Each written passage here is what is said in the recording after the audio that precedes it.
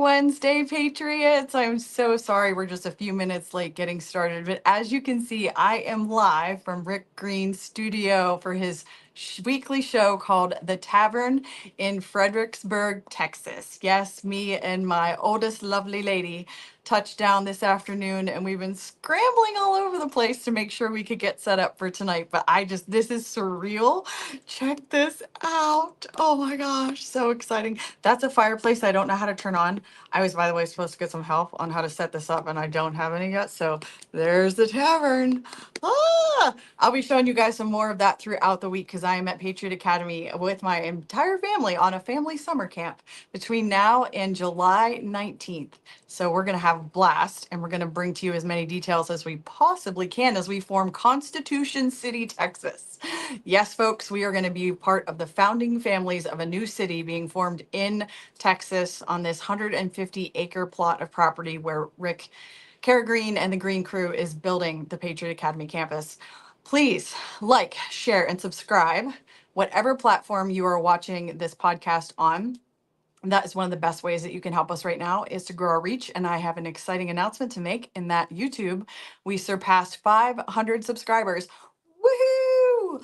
So that's one of the milestones that it takes to get a YouTube channel monetized, which will help us fundraise and be able to pay for all the things that make Audit the Vote and Patriot Academy keep the lights on here. So we're excited. Thank you to all the subscribers. Please continue to share this. And if you're listening on Spotify or Apple Podcasts, you can't see anything that I'm saying, so don't worry about it. Like, share, and subscribe. Also on Facebook, we really want to boost our Facebook, our TikTok, our Instagram, and our YouTube.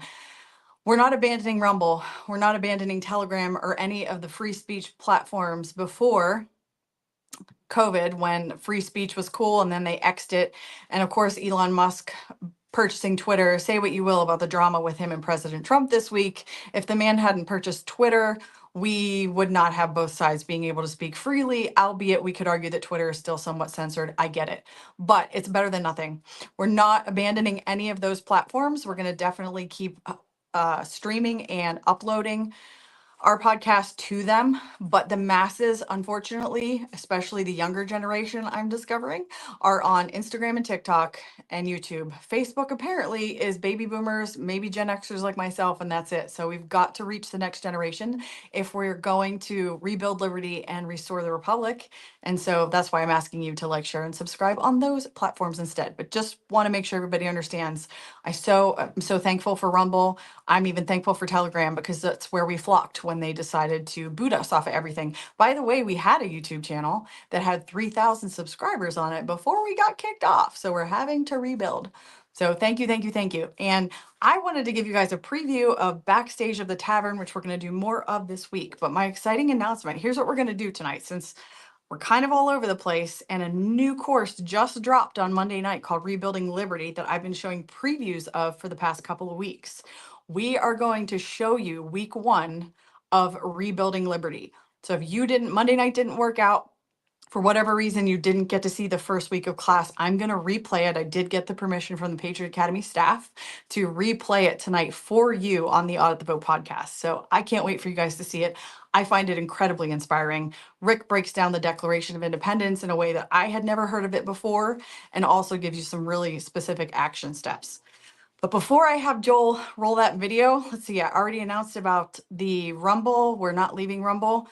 Another exciting announcement that we have is I am launching a toolkit for grassroots organizers called Lead with Your Strengths, Personality Guide to Grassroots Activism.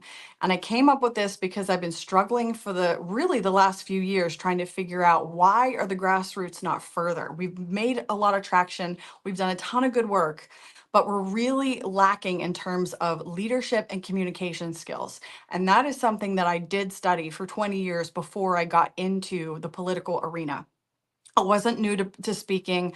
I was new to the camera, but I'm not new to presentations and presenting. And so the graphic that Joel is showing up on the screen, if you're watching this, is just a little promo I put together for our new resource, Lead with Your Strengths, a personality-based guide for grassroots organizers.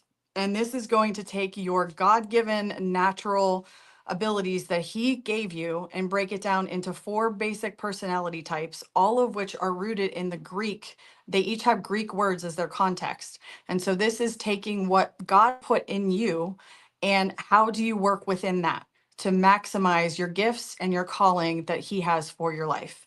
And this has made a huge difference in my life in terms of my family and also in business relationships. And so I'm boiling it down and taking the time to put it into a grassroots activism toolkit. Now, if you want access to this, you're going to have to be subscribed to my Substack. Don't necessarily have to be a paid subscriber. I'm still trying to figure out the exact details of the rollout of this. But you have to be on tonyshoop.substack.com. I like the double periods in the .com, although I shouldn't be picky, Joel, because let's face it, look like, all the craziness tonight. tonyshoop.substack.com. It's free just to become a free basic subscriber, and then you'll be able to get on the list of the promotional materials and different previews of chapters. I want your feedback. That's why I'm doing this. I've got a skeleton, a really good outline already put together, but I want the grassroots feedback on this based on what you've experienced in the field so we can make this as powerful as possible. We've got to raise up a generation of leaders that know how to interact and how to communicate, and that's really the goal of all of this. So tonyshoop.substack.com. If you're not a free subscriber, become one and you'll get access to all the great stuff that we're going to be putting out over the coming months. This one specifically, Lead with Your Strengths, a personality-based guide for grassroots organizers. Activism. I keep changing the title back and forth. So with that said, I am going to zip it and I'm going to let Joel start our Rebuilding Liberty video series, week 1, so you're going to go through this tonight. If you're listening on Spotify, Apple Podcasts, you won't be able to see it, but the content is still very good and worth listening to. Special guests all throughout this episode, and you can catch week 2 next week. If you join us on Monday night, you can still sign up for Patriot Academy's national class. We have over 500 people that are active coaches like myself that joined just this past Monday. And those aren't just 500 individuals. A lot of those are watch parties. So we without a doubt have thousands of people that are tuning in to this Rebuilding Liberty course. And I have no qualms whatsoever about saying that this is going to change the nation for sure. It gives me hope in the battle for election integrity because we certainly have our ups and downs throughout the week. But this is where I get my strength from. So I will recap when the video is done. I would love to take some Q&A. If you have any questions or you have any comments, go ahead and drop those while the video is playing or now or whatever. And I'll say we'll do some quick Q&A on those when the video is done. And then I got to say over and out for the night because we're going to have a packed out week. But I will see you guys next week in the Tavern. I will have a better setup somehow. I'm not sure how we're going to figure this out yet, but I will have a better setup next week.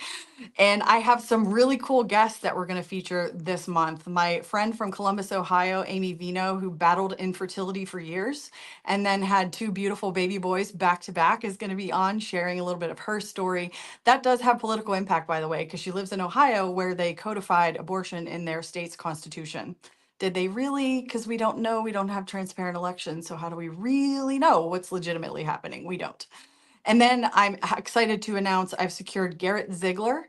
He is the founder of Marco Polo. They put out the Hunter Biden laptop report. If you don't know what that is, you need to look it up. It's like yay thick, a report of all the shenanigans of Hunter Biden and his associates that got swept under the rug. Of course, the mainstream media attacked him and did not present any of the information. We're going to have him live on the Audit the Vote podcast and talk through that. So that's going to be coming up this month. I'm still working on securing Mike Smith, the producer of Out of Shadows. So hopefully we get him on in July as well. And most likely all of this will be filmed from the Tavern. I love it. All right, Joel, 10 minutes in, I'm going to zip my lips and I'm going to let you play Rebuilding Liberty. And I will see you guys in about 45 minutes. The purpose of this course is to make sure that they know why that flag is worthy of being waved. Wherever you are watching from, we're not rebuilding a structure without giving the right foundation. And our burden should be to transform a moment into a movement. The entire globe is moving towards the right. recommend this edition of the Bible to the inhabitants of the United States. I thought our founding fathers were a bunch of atheists, agnostics, and deists who wanted a secular public square, who didn't want the Bible in schools. Fight like it's your last breath. But know this, the truth is over the facts, that God's not giving you a spirit of fear, but a power, love, and a sound mind. What do I want my legacy to be on the way out? That I was safe or that I was dangerous? Amen. No, this nation is not perfect. I'll take America for any other country or nation on the face of this planet. How about you?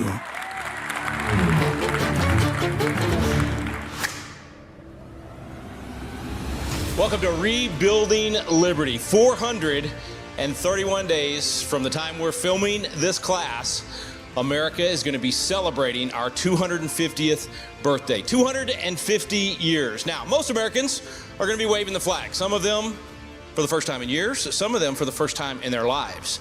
The purpose of this course is to make sure that they know why that flag is worthy of being waved. We don't want to just celebrate on July 4th, 2026. We want to know what we're celebrating.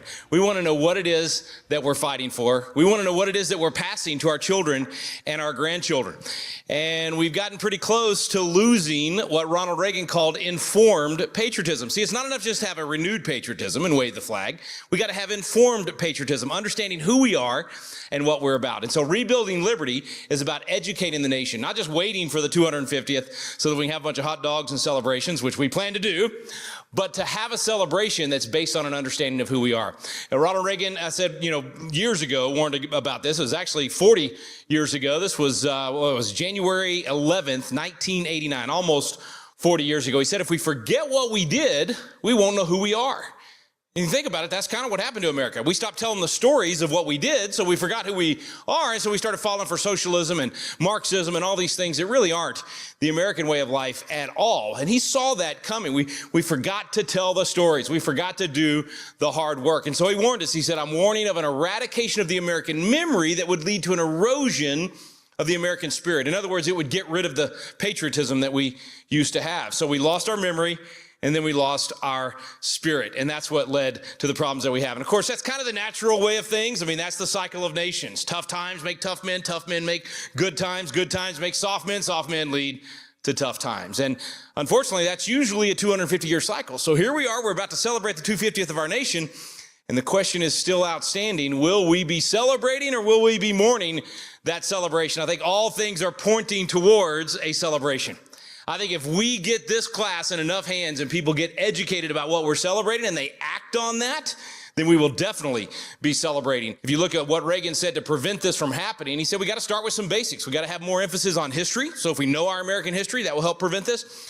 But then he said something I really like. He said we need to have more civic ritual. If only there was some big date coming up, some major milestone in America's history. If only there was a document that we could celebrate and talk about, maybe like a document that maybe would just kind of lay out the biblical principles of liberty, maybe talk about things like the Creator, maybe talk about truth, perhaps even talk about life, liberty.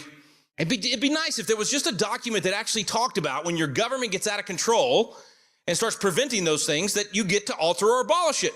That's part of consent of the governed, that's our job. If only there was a young 33-year-old wordsmith that would put together a document like that and maybe get 55 other guys to sign the document, pledging their lives, fortunes, and sacred honor, then perhaps we would have an opportunity for civic ritual. Of course, we've got a great opportunity for civic ritual. It's the 250th birthday of the nation. Why don't we get the document out and actually talk about what that 33-year-old wrote? Because he actually gave us the formula for liberty. He showed us what we could do not only at that time to birth a nation in freedom, but how to preserve a nation in freedom and how to properly pass the torch of freedom. So we're going to break that down as we talk about rebuilding liberty.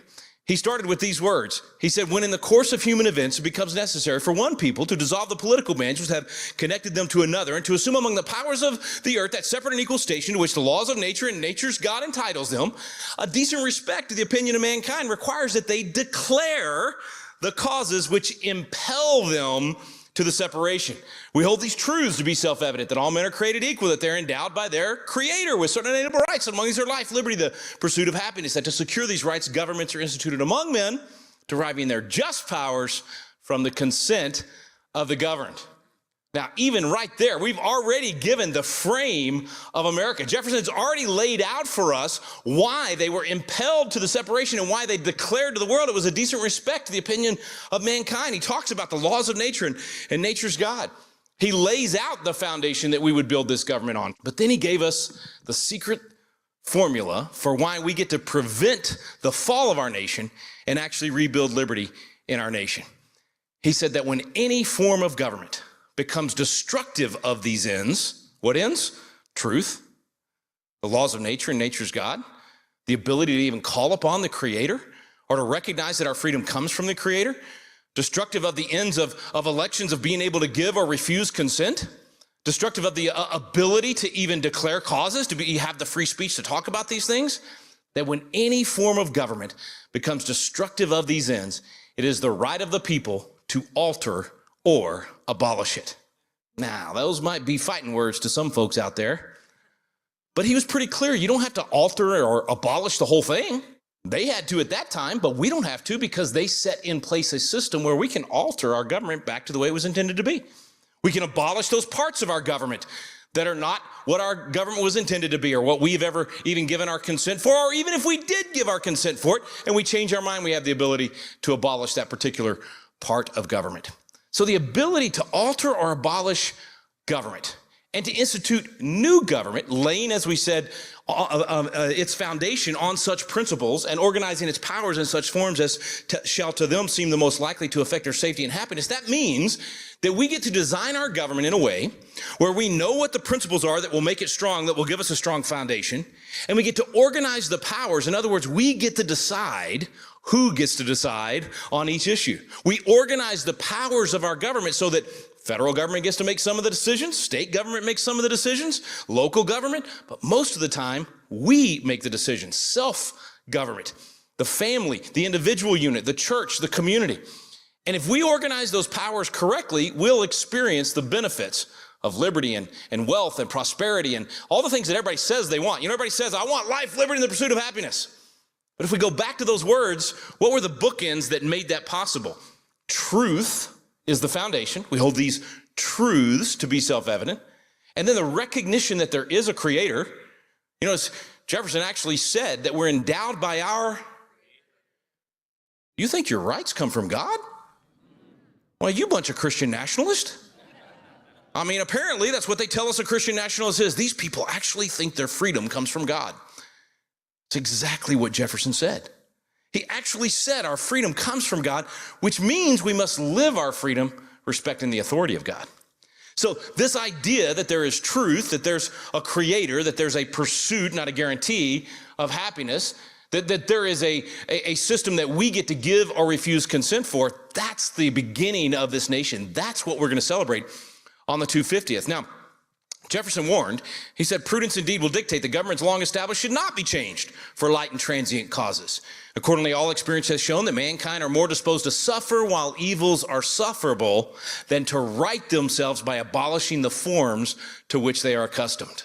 In other words, he's saying, we'll put up with a lot. You know, we'll experience a little bit of tyranny or a little bit of just harassment from a government agency or more taxes or more regulation or whatever, because we're just busy living our lives. We're raising our kids, we're taking care of our business, we're building our ministry, we're coaching Little League, we're doing this, we're doing that, and we just don't have time to go fight that battle. So mankind is more disposed to suffer while that evil is sufferable. And that's what we tend to do. Then Jefferson said something I think we kind of reached the brink on a couple of years ago. He said, but when a long train of abuses and usurpations pursuing inevitably the same object of is designed to reduce them under absolute despotism, it is their right, it is their duty to throw off such government and institute new guards for their future security. I kind of reached that point myself. How about you? Where I basically said, okay, we've dealt with this, we've suffered these evils long enough. And I think the American people did the same thing. I think there was just a collective enough is enough in this country where we said we really do need to rebuild liberty. That it's time for us to actually think about what kind of society we want to live in. Because we had freedom for so long, you know, we got spoiled, right? We enjoyed it. We just kind of got lazy. We got fat and happy, right? And we're just enjoying all these things. And we weren't having to think about What are the inputs that actually produce the outputs that we want? Well, that's why I believe the 250th birthday of our nation gives us the chance to remind everyone what those inputs are. The semi-cinquentennial. I had to practice that in front of the mirror a lot this morning. I want you to be impressed because that was 7 syllables. Okay, for a country boy like me, they graduated in that half of the class that made the top half possible. Saying any word that is 7 syllables is quite impressive. Semi-quincentennial. Did I even say it right the first time? I think I said semi-cinquentennial. Anyway, semi-quincentennial is the right way to say it. You're going to hear that a lot over the next year. Maybe not me, since I'm going to mess it up most of the times that I say it. But the point is, we have a chance right now to rebuild liberty in this country in a way that I don't think we've ever seen in my lifetime. There's going to be a focus on this for the next 431 days as of tonight. A focus where people will listen to us as we talk about the right bricks to lay. You know, I've been fortunate enough to work with David and Tim Barton and Wall Builders for a couple of decades now, and the name of their organization is Wall Builders. And I thought for these last 2 decades we were rebuilding the walls. Turns out we've been in the 2nd chapter of Nehemiah convincing the king to let us go rebuild the walls. The American people, of course, being the king in America. And I think they're ready. I think like King Artaxerxes, they're saying, go rebuild. I think they're saying, we'll give you the support. We'll even come alongside you and help you build. And so what we're going to do with this course is teach people the right bricks to lay, the right mortar to use, and the right skills for how to rebuild that wall in our country, that foundation in our country in such a strong way that we don't just get a few golden years, we get several golden generations. That we're able to pass this intact to our children and our grandchildren. We're able to pass the torch of freedom so that it doesn't go out, but it actually burns even brighter. This is a window of opportunity like nothing we've ever had in my lifetime for sure. So I'm just going to paint the big picture for you real quick and then bring up our first special guest in our course. And in this kind of 30,000 feet view we're going to look at, we'll just kind of show you what the bricks are. In other words, what are the building blocks that are important for us to all be a part of building over the next year or so? And then how do we get other people to do the same thing? How can we be force multipliers so that this thing grows in a mighty way? Well, the number one brick that we start with, the number one building block is right there at the beginning, right there in the declaration. We hold these truths. So we have to begin with truth. And that's the foundation upon which we will build. That's the principles upon which we will build the foundation. So we have to recognize there is a truth. You know, this whole moral relativism thing that took root about 60 years ago in this country. That's what led us down this road to where we don't even know what a woman is. We've gotten so confused about even basic biology. And the American people, again, have said, enough is enough. Let's get back to truth. Well, we have the truth. Now we got to spread the truth. We got to speak that truth and teach as many people as we possibly can about that truth. Second brick we're going to really spend a lot of time on is, of course, the Creator. The fact that God's not just in the equation. That's the only reason our equation works. And of course, we see references to this throughout our declaration that we'll be celebrating. Laws of nature, nature's God. The fact that all men are created equal. We're endowed by our Creator. So we'll spend time on that, and we'll talk about the importance of that and how we play that out. And then, of course, I already mentioned pursuit of happiness. That's a third brick. And that's the free enterprise system. It's so important for us to recognize free enterprise works. I mean, all you got to do is look in history. And every time that you move towards socialism, you destroy a country. It does not work. It has never worked. Socialism, Marxism, whatever ism name you want to give to it, it destroys a culture. And we've got to get back to having some faith and some belief in Adam Smith's invisible hand, the fact that all of us making individual decisions will produce a better result than some government control of our land, or our products, or our pricing, or our labor, or any of those things. Government should have nothing to do with any of those things. So we've got to restore that pursuit of happiness. Consent of the governed. We've got to equip ourselves once again to say, I'm in charge. So I got to be willing to give consent, and I got to be willing to refuse consent. I got to be willing to stand up and say no to government officials, and got to be willing to do the hard work that it takes to say yes.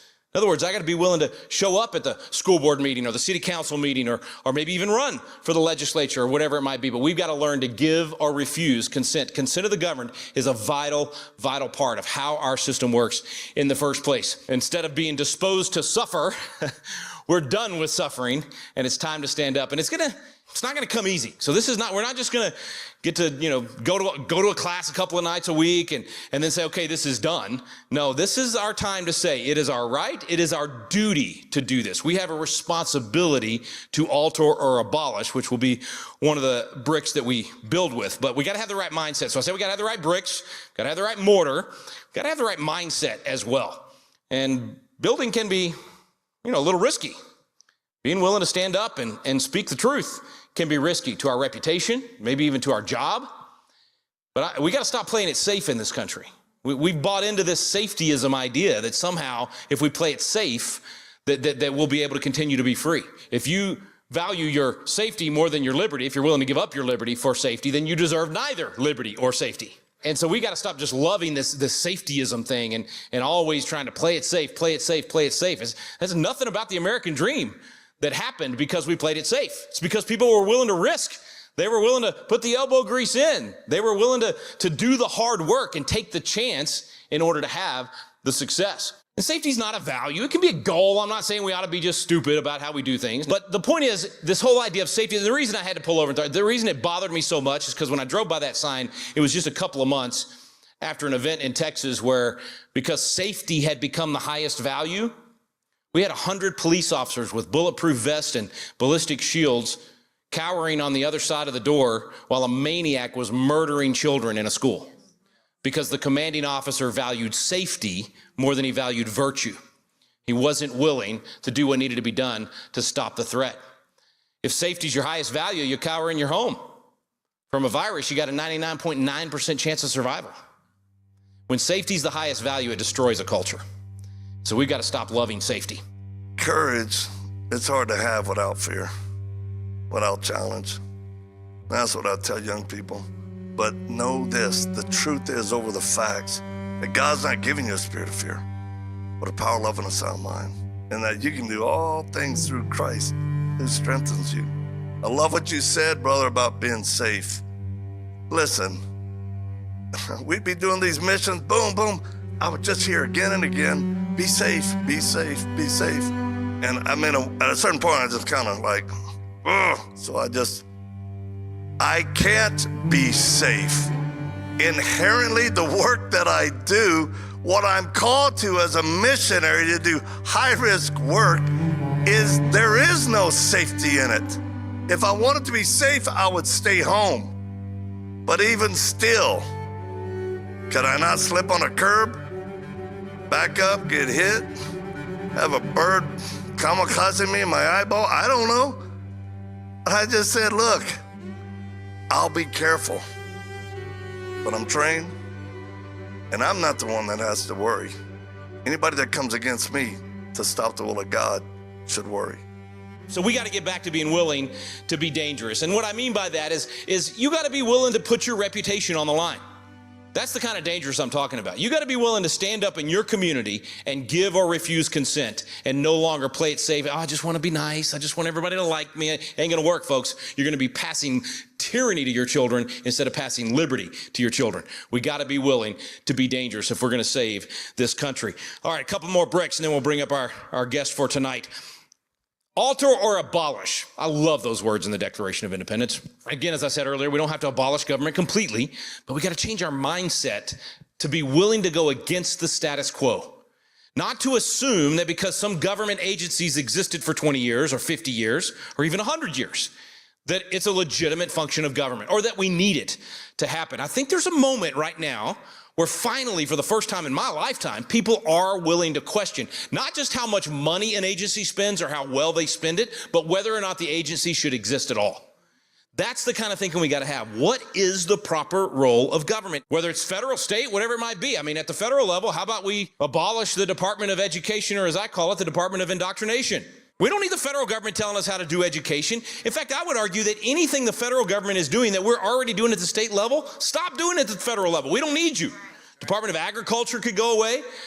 The Department of Meddling, which is otherwise known as the Department of Labor, violates the biblical, violates constitutional, violates any principle of liberty. The idea that the government's going to tell you how much You have to pay me to come mow your lawn or to work for you or to sell my time to you, and that I have to work for that amount. I can't work for less it's ridiculous. Let's get government out of the business of micromanaging our relationships. I definitely think we should get rid of the Center for Demented Confusion and Disease Creation. I mean, it's not constitutional in the first place. They've done nothing but mess up everything that they put their hands to. And at the local government, these land control freaks, you've heard the expression control freaks. These are land control freaks. They actually think they know better than you what to do with your land.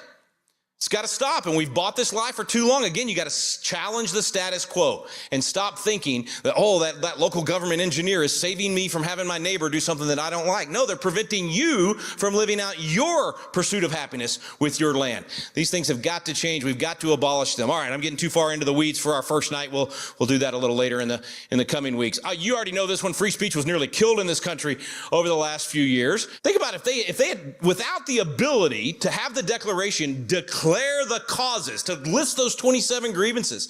That's free speech. That's the ability to say, this is what we're against, this is what we're for. We've got to have that kind of civil discourse. They literally submitted it to a candid world. I mean, these are the words from the Declaration of Independence that's beginning that concept, those rights of conscience being ingrained in us as a country. Petitioning for a redress, I mean, this is being involved. You've got to be willing to stand up and speak your mind. So we either have civil discourse or we have civil war. And I believe now we're finally veering back towards civil discourse. We were headed towards civil war in this country. And now we finally started embracing free speech. We've got people that are willing to sit down together that are very different. Let's have those conversations and talk about why we disagree. Okay, 2 more bricks. Life and liberty absolutely require blind equal justice. That's biblical justice. Biblical justice says neither Jew nor Greek, neither rich nor poor, right? We don't treat people different in the courtroom because they belong to a particular political party or because they protested with a particular group. We should treat everybody the same under the law. That's a biblical idea of justice. It's the opposite of social justice. And so we have to get back to the biblical foundations of what made our country great. And that brick is absolutely essential for us to save the country. And boy, we could go through a lot of phrases in the Declaration with regard to this one. In fact, just a few of them. He's obstructed justice. He's combined with others to subject us to a jurisdiction foreign to our Constitution and unacknowledged by our laws. I mean, think about what they tried to do to submit our health care to international organizations over the last couple of years. They attempted to do exactly that. Submit us or subject us to a jurisdiction foreign to our Constitution and unacknowledged by our laws. Jefferson's so good. Listen to what he said. Giving his assent to their acts of pretended legislation. I mean, that's what it would have been had we allowed that to happen. Thankfully, it was stopped. But, depriving trial by jury. I mean, all of those examples in the Declaration of Independence, there's so many of them that have happened in just the last few years. The last brick, patriotism. This is such an important piece of what makes a nation strong. And like we said, it was dying. I mean, just like Reagan warned, it was dying in our country, and it's on the comeback. So we want to teach a patriotism that is informed. We want to put literally 4 million more people through our Constitution classes. We've already put 1 million through our classes. But if we're going to make this thing happen, if we're going to restore patriotism in our country, if we're going to rebuild liberty, there's your metrics right there. We need 5 million informed patriots. That's 3% of the presidential voting population. That's enough to push the whole nation the right direction. We've already done 1 million of them, so we only need 4 million more. We need 100,000 Constitution coaches and hosts. That's people just like you inviting people over to your living room or your church or wherever it might be and doing this class. We've already got 30,175 of those. 10,000 candidates. We've already got hundreds and hundreds of candidates, people that have gone through our courses and now are serving in Congress. We got about a dozen that are serving in Congress that have been through our classes. We've got state legislatures all over the country. We got hundreds of school board members and city council members and county commissioners. We need 10,000. And then this may sound like a big number to you, but here's our goal with Rebuilding Liberty. 5,000 celebrations on July 4th, 2026. Now, that may sound like a lot to you. There's 20,000 communities, according to the Census Bureau, that have 500 or more people. 20,000. So we're only talking about getting 25% of them to have some sort of celebration on July 4th, 2026. That wouldn't even get you in the Hall of Fame in baseball if you were only batting .250.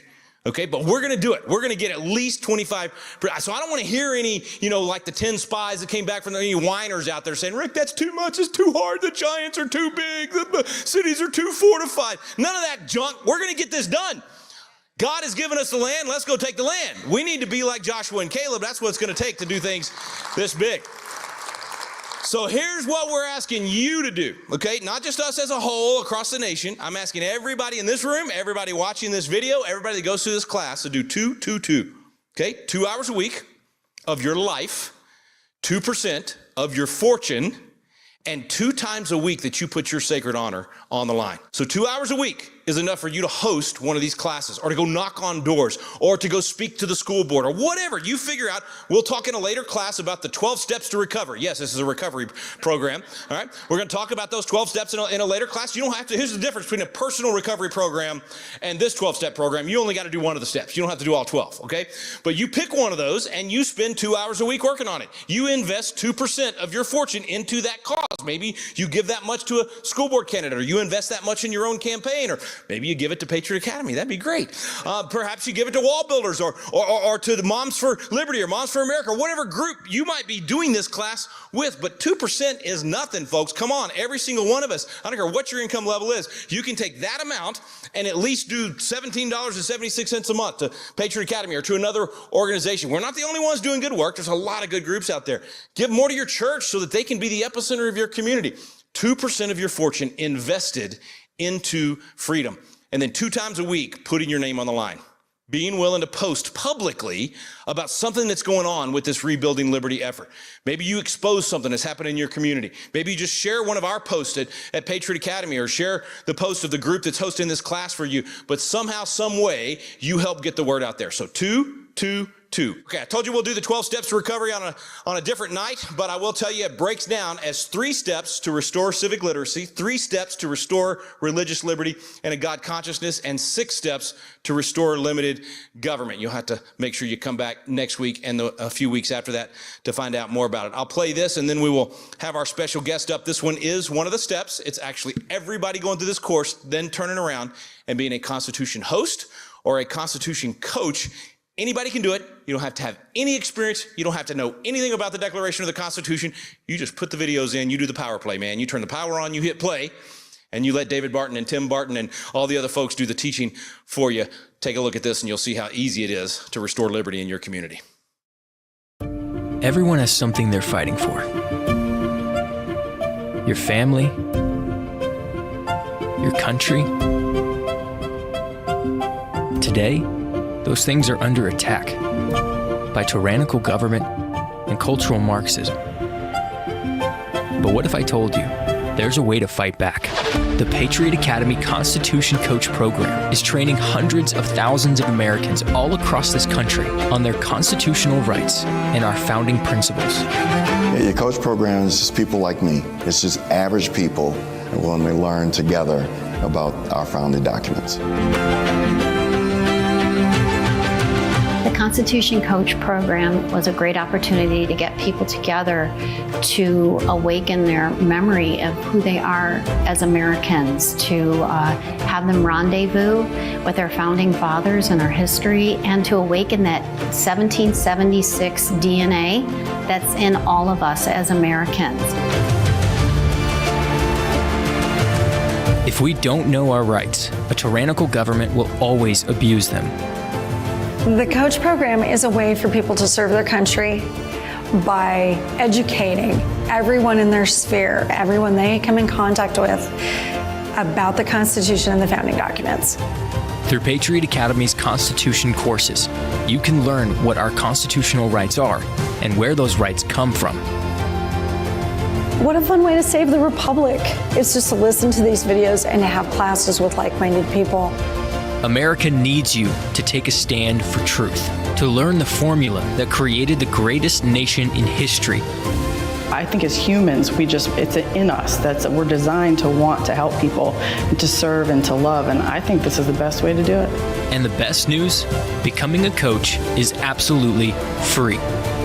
But if freedom in America is going to live on, there must be enough of us that understand our rights, how to protect them, and pass freedom on to future generations. We need you. Sign up today to be a Constitution coach at patriotacademy.com/coach.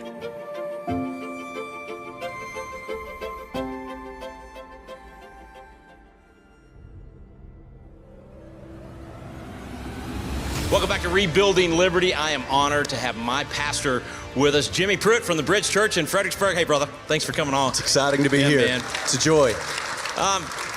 First of all, I'm so glad we live in Fredericksburg and the Patriot Academy is being built here and that we get to go to your church. You and Annette have become great friends and just great examples for how to engage the culture. You know, where the Spirit of the Lord is, there is liberty. And we're going to rebuild liberty. We need the Spirit of the Lord to do that. Absolutely. How did you get so fired up about impacting the culture? I mean, not most pastors don't. And you've told me you didn't used to be so engaged in what was going on in the culture. Something happened. Yeah, I had an awakening, so to speak. It started with something called the pandemic, COVID, and that was really... I vaguely remember that happening. Yeah, anybody? Yeah. That was the shot over the bow. That was when I woke up and began to realize something's not right here. So 11 weeks in, we decided to regather. So we did the online thing just like everybody else, and then we made the announcement. But I told them, I said, there's 3 things you need to know coming into our church, and it is this. Number 1, I believe you're intelligent. Number 2, I believe you're informed. And number 3, the last time I checked, you're still free. So we pulled everybody back together, and we had probably about 250 to 300 that came back, so it was a smaller group, and we had said, no one can touch each other. No meet and greet, no hugging, no high fives. That's hard for church people, man. Well, it didn't go as planned. So everybody walks in the door, and it turned into a mosh pit. I mean, people were like... And me and my staff were on the platform going, we just had a major super spreader. I mean, this we're going to be written up, you know, we're going to make the news in the wrong way. All that happened. We lived through all that. And by the way, we never had a super spreader, and people begin to come back and we begin to enjoy each other again. And I look back on all of that and I realize how duped I was, how blind I was, how naive I was. You were staying in the sphere of ministry that you'd been taught and that most people are taught. This is church over here and that stuff over there is not church. Absolutely. You know, separation of church and state. Yeah. There's a lot of damage, a lot of toll taken. 7,000 pastors, during that time, 7,000 pastors a month were quitting in America. 7,000 a month. And churches were dying. Churches were not reopening. There was a holy anger in me. And part of that was due to 2 things. I woke up, the scales fell off, and I realized I have a responsibility now to begin to speak into culture. And the way I say it is that we didn't chase politics. Politics showed up on our front door. Yeah. And now we have to give an answer. And there was something about learning about this and hearing about the Black Robe Regiment and learning about these pastors, these men who not only stood for freedom, but they ignited the fires of freedom and liberty and breaking away from tyranny. And I just thought, what kind of guy at my age, what do I want my legacy to be on the way out? That I was safe or that I was dangerous? Amen. And would you be the kind of pastor that Paul Revere would be writing to your house? I mean, you think about it. Why did he become so well known? He knew which doors to knock on. He knew Sam Adams and John Hancock were at the pastor's house.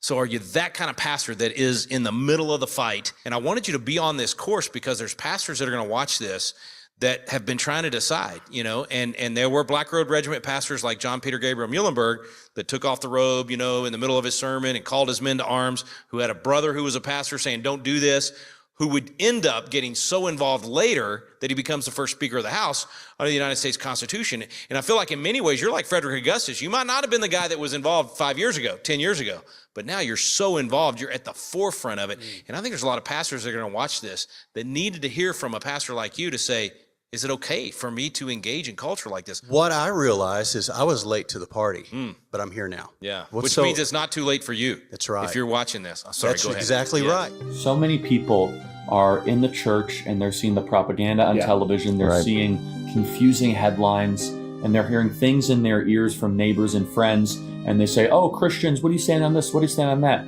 What happens is some Christians go to their pastors and pastors say, yeah, no, we don't deal with that there. Pastors and churches are the most trusted source for direction, for morality, for guidance. And so we believe, Rob and I and Turning Point Faith and Patriot Academy in this beautiful partnership, that we want to equip all of you to have those answers. And guess what? If you have questions, that's what this is all about. You say, hey, I heard that the founding fathers were deists. Let's find out if that's true. That's right. So what I found out was that our people were just waiting on me. They were like, they were ready to go. And when I began to, I thought I was taking a chance, right? I preached a sermon called We Don't Lean, We Stand, and I listed 11 things we stand for. And the whole church stood up, and I'm like, what is going on here? I thought people would be bolting for the door. They weren't. They were standing up saying, we're standing too. We will fight too. You know, I say it over and over that America doesn't have a political problem. We have a spiritual problem. We have a heart problem. And so my message to pastors is, get in the arena. Get it? Why did we sign up to do this anyway? Did we sign up to be saved? Did we say yes to Jesus because we thought it was going to be a great way to make a living and it's going to be glamorous and glorious and fun all the time? And no, we got into this because we said yes. Yeah. So I tell pastors, look, stop being afraid. You didn't sign up for this thing to be safe. You didn't sign up just so you could get the t-shirt or the collar or the degree.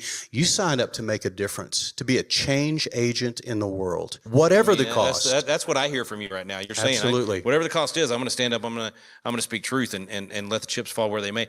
Before we close this part, you started doing something that used to be a common practice in churches. Pastors would hit whatever the cultural issues were from the pulpit. So they would basically say, this stuff's going on.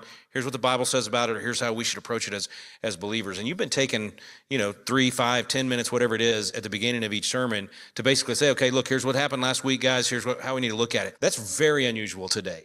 How's I know I love it, and I hear people cheering at church. I mean, is your sense that if more pastors would do that, number one, their congregation would be better informed, but they would actually be coming to get a biblical perspective on what happened last week, and that's a healthy thing for us. Yeah, and that's the idea of having a biblical worldview. And so part of my responsibility as a teacher, pastor-teacher, is to equip the saints for the work of ministry, work of service, all the Ephesians 4 things. The responsibility in the pastors for the first 200 plus years, that's what they did. They equipped the saints. They taught them what was going on through the lens of the Bible, through the lens of Scripture. And as I began to study these pastors and what they did and how they ignited the fires of revolution and all that, then I realized I have a responsibility to do that. I can't just ignore what historically has been done, and I can't stand in front of my church and say, hey, we need to go fight the good fight, be salt and light, unless I also am doing that myself. What that requires of me, though, you got to do homework every week. I got to stay informed. Yeah, I have to know what's going on. I would rather get up and spend time to do that than not, and drive out of the parking lot thinking I failed my people because I did not give them a perspective from the Bible on a particular topic. Yeah, that's relevant to their lives. It is, and it's made it an ecclesia. I mean, it really has. That is. We in our first course, Biblical Citizenship in Modern America, Rob McCoy talks about that and the importance of a church being that. Aristotle said politics is the highest form of community. It combines morality with sociability. But you want to go biblical? Let's do that. Let's just bypass Aristotle. Let's go to Matthew 16:18. Jesus is with his disciples up at Caesarea Philippi at the headwaters of the Jordan. He turns to them, he says, who do men say that I am? They say, some say you're John the Baptist, others say you're Jeremiah. And Jesus says, yes, but who do you say that I am? And Peter says, you're the Christ, the Son of the living God. He says, blessed are you, Simon Bar-Jonah, for flesh and blood has not revealed this to you, but my Father in heaven. And this is where our Catholic brothers and sisters get the papal authority, but it goes really deep. He says, blessed are you, Simon Bar-Jonah, for flesh and blood has not revealed this to you, but my Father in heaven. Upon this rock, this testimony, I will build my... Now they know. They know. See, I would have said church. Most people would say church. They said ecclesia. You would have said church, but this is what you call an educated ecclesia.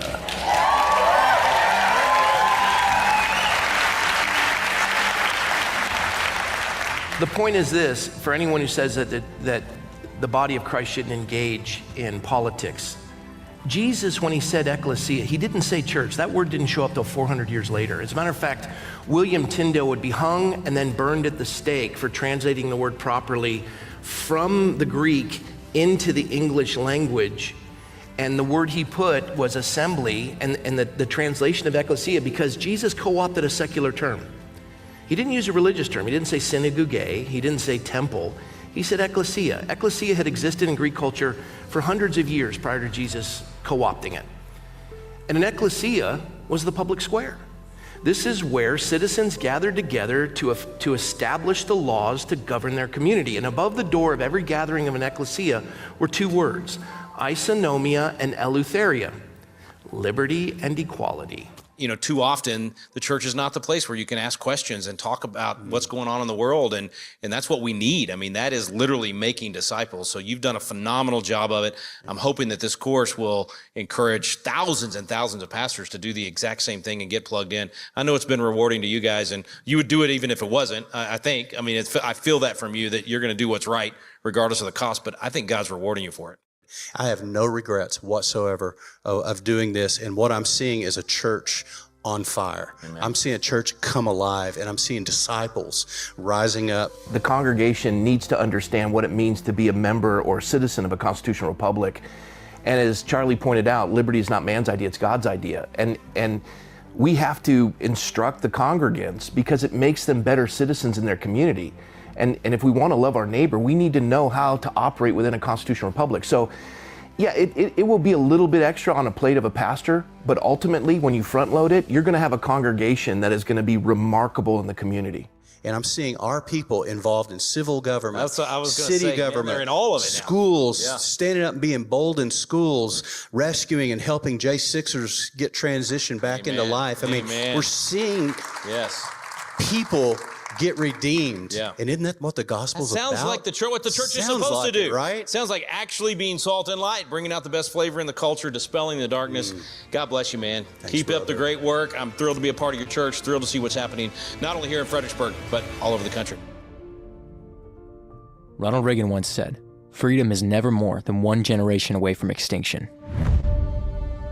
If you're like me, every day that passes, that statement becomes a little more real. Founding Father John Adams said, "Our Constitution was made only for a moral and religious people." It's no mystery that America is in massive moral decline. What do we do? What do we do? What do we do? Most Americans don't have a biblical worldview. The further we move away from biblical principles, the further we move away from liberty and freedom.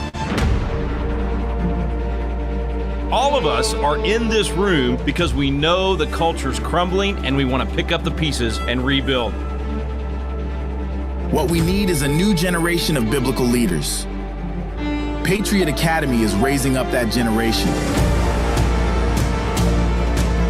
How many of you think that we need to ditch political correctness and kowtowing to tyranny and get back to these values in the USA?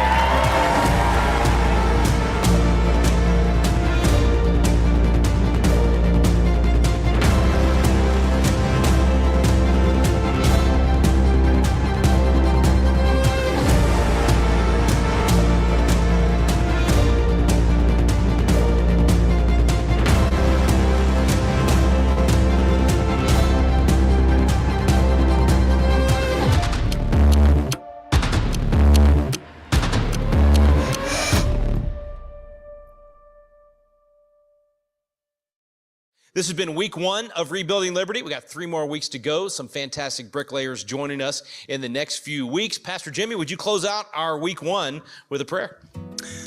Father, what a privilege it is to do this life.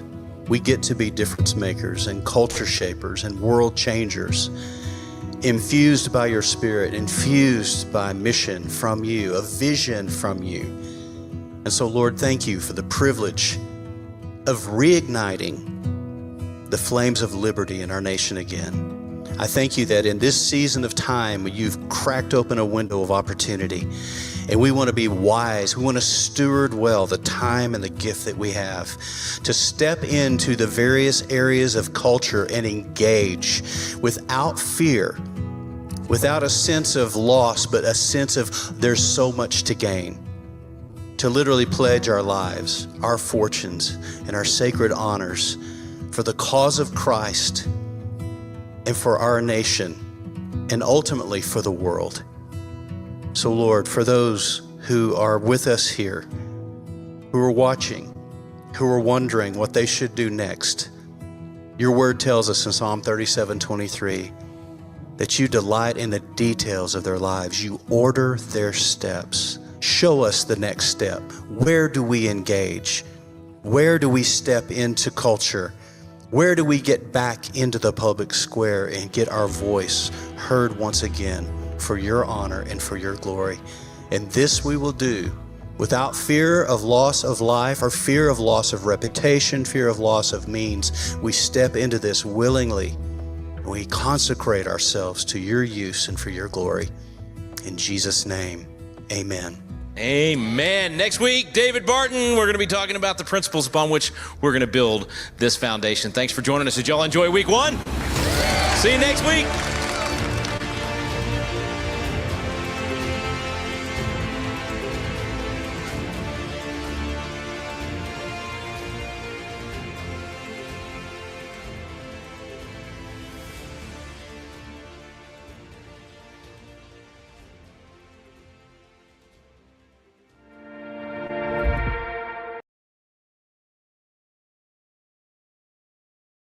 is muted.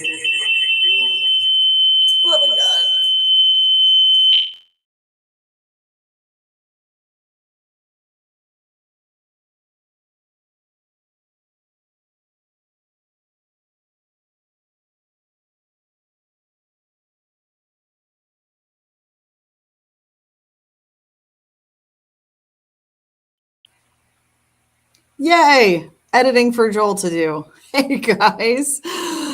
So I'm seeing, like, I don't know if you're seeing streams or what, but I figured out how to turn the lights on in the tavern. Welcome to the tavern. Isn't this so cool? I love it. Anyway, that was week 1 of Rebuilding Liberty. Literally thousands of people across the country right now are taking that class and are going to get energized into what to do in their community. And I'm excited to see the fruits of our labor over the coming year as we approach the 250th anniversary of the founding of America. And we get to celebrate it, hopefully, with the groundbreaking of Independence Hall here at the Patriot Academy Campus. So I'm going to be here for the next 3 weeks. I'm sure I'll be doing tons of media for Patriot Academy. We have our Coaches Corner call tomorrow where we will be live from the campus, potentially from this room, but I'm not 100% sure yet. However, I'll be live on Audit the Vote socials as well, bringing you guys real-time updates on everything that's going on here on the campus. There's going to be gun training. There's going to be all kind of fun craft stuff for the kids. I heard today there's free jujitsu training for kids that want to take it, or families or whatever. So we are building Constitution City, Texas, and the founding families have come together for the charter of the city. This is going to be so exciting. I don't see any questions in the chat, and me and my little lady who I tried to drag on camera tonight, and she's just not quite ready because we've been traveling since this morning, are exhausted and need to go get settled in for the night. So Barb, I see a question. Would there be a possibility to offer replays of the class Rick just did through the next 3 weeks? Yes, Barb, you should have access to that. If you're a host through Patriot Academy, here's how you access that week 1 and to see the rest of, well, they're dropping 1 week at a time. I haven't seen week 2 yet, which will drop on Monday of next week. That'll be July, help me, what's Monday? July 7th? Yes, July 7th, week 2 will drop. But if you go into your host dashboard, go to patriotacademy.com and log in if you're a host or a coach, which, by the way, is free to access all of this. There will be replays in our national class recordings on the little red quick link for that. And so if you want to join the class and start coming on Monday nights for the remainder, there's 3 more weeks. So this is their shortest class they've ever done. It's only 4 weeks. And each video is less than an hour. So it's one of the biggest feedback that we got from people when we would ask for, how do we make this better, is that we need shorter classes and shorter videos. And so that's exactly what we've done, focused on the Declaration. Can't wait. The Bartons are going to talk all about the Lemon test and the Coach Kennedy case and how overturning our Supreme Court, overturning that has affected our religious liberty in the public square, and action items that we can do to start living out our faith and really put a shot in the arm for the culture to try to get the culture back to where it needs to go. All that to say, go to patriotacademy.com/rebuilding liberty, patriotacademy.com/rebuilding liberty, and you can still register. Again, it's free because Rick works its tail off to get donors to help fundraise for these efforts. The class is free to you. It costs Patriot Academy about $5 a person to put through each class, but he's offering it free to the nation because we are in such desperate need of this content. So patriotacademy.com/rebuilding liberty, and you can register for the national class and potentially join us next week on Monday. If not, there will be replays, and we are highly encouraging every human being to host these type of things in their living room, or not even host, just make it your Monday night or a night. Make it something that your family does. Just gather like you would watch whatever other television show that you would watch on a regular basis. I don't know. I'm trying to think. I didn't really watch any TV shows with my mom and dad when I was a kid, but I did used to watch Friends. And for a small period of time, I was into Grey's Anatomy, which I should be embarrassed to admit. But anyway, you better believe my family is going to be watching Rebuilding Liberty. So I encourage you to do the same thing. And with no other questions, we already talked a little bit about Lead with Your Strengths. That's going to be coming out, that I'm putting together a grassroots guide on how to use your personality strengths, your God-given strengths, to be a better grassroots organizer. I'm really excited about that, but I need your feedback. So if you are not on my Substack, go to tonyshoop.substack.com and sign up on my email list on there, and you'll be getting all kind of previews. And I'm doing polls and questions because I'm putting a skeleton together based on information that I learned over 20 years in the direct sales industry. But I want your feedback. If you're a grassroots activist on the ground, I need your feedback to make this as best as possible. So tonyshoop.substack.com. And again, we're going to have some really cool guests. We have Garrett Ziegler booked for the month of July. He did the Hunter Biden laptop report and is the founder of Marco Polo, a 501c3 nonprofit that is doing incredible investigative work and just exposing the corruption within our government. We are nowhere near getting rid of the deep state. We have a lot of work to do, folks. But we're over an hour. You got to see week 1 of Rebuilding Liberty. I will bring another exciting episode to you next Wednesday, right here, live on the Patriot Academy campus, probably from the Tavern. Isn't this cool? I figured out how to turn the lights on. Woohoo! All right, you guys, you have a great night, and we'll see you next week.